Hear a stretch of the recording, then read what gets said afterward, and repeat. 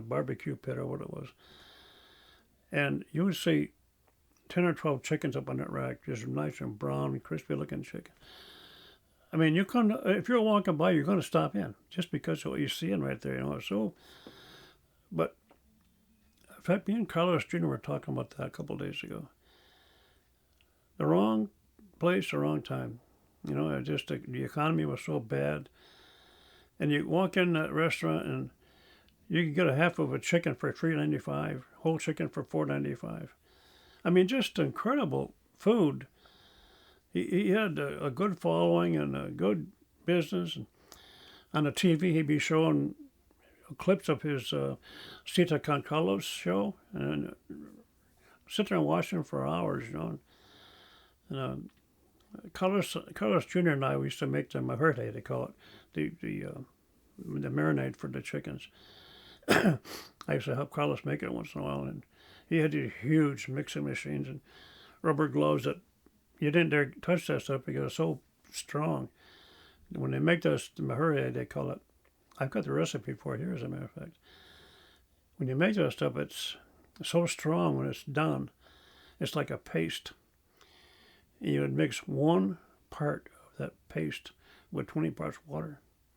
Then you marinate your chicken overnight in a cooler. God, that stuff was strong. It would just burn your hands if you touched it, But we'd make it there and then back in the restaurant, very stirred. Restaurant closed, we'd make up a batch, take maybe 2 or 3 hours. And then Carlos and I tried to do different recipes for the chicken, like for the fajitas, We one year we had a Houston festival going on downtown for 2 days, and so you rent a booth. And Carlos had a booth rent, and we'd be making tacos. Very, very popular, and they're good for the business. But he had 2 restaurants, and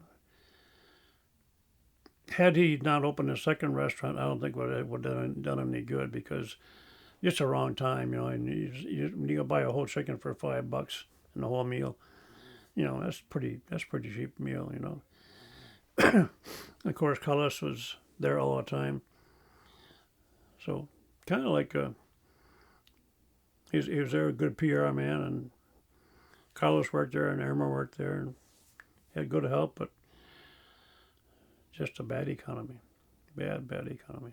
That's unfortunate. Yeah. So let's back to the kids. So you had your 4 up north. Mm-hmm. You had 3 more with the marriage. Mm-hmm. Why would you want another one? It's kind of like his and hers and ours. That's what it boiled down to. And it just wanted another one. It's probably a good thing we did. Well, obviously it's a good thing we did. But Sarah thinks so. Sarah thinks she's happy about it. Yeah. Maddox will be happy one day. But it's like I don't know. It's just we just both wanted another baby, and a big difference in years. Obviously, I mean Pete was 18 years old or something when she was born, 17, 18.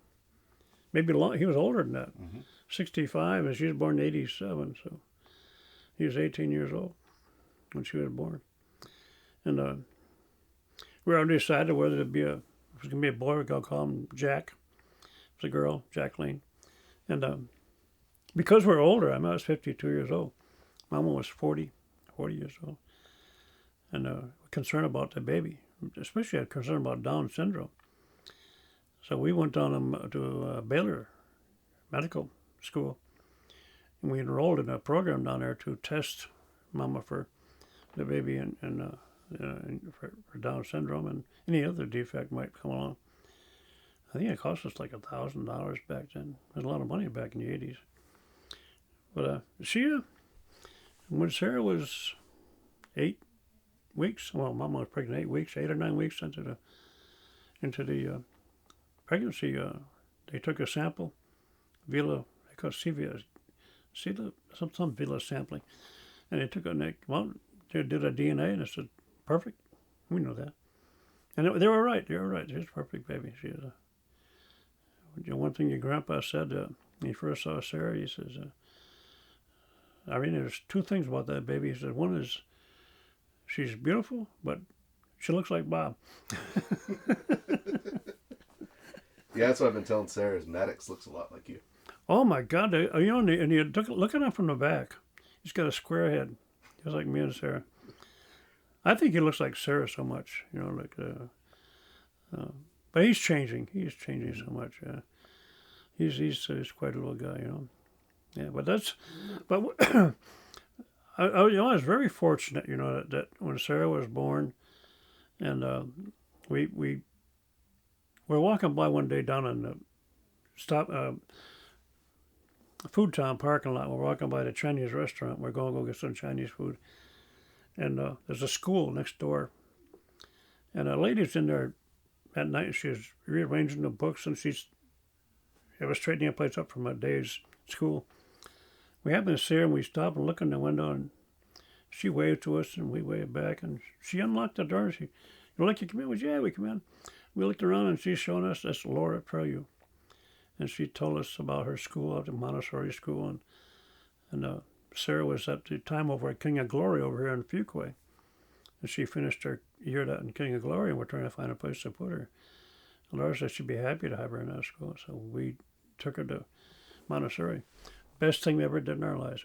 Laura had a method of teaching kids that true Montessori, and it taught Sarah discipline, organization skills, and of course her math, and it's just impeccable. She's really a very intelligent young lady, and but Laura did her just.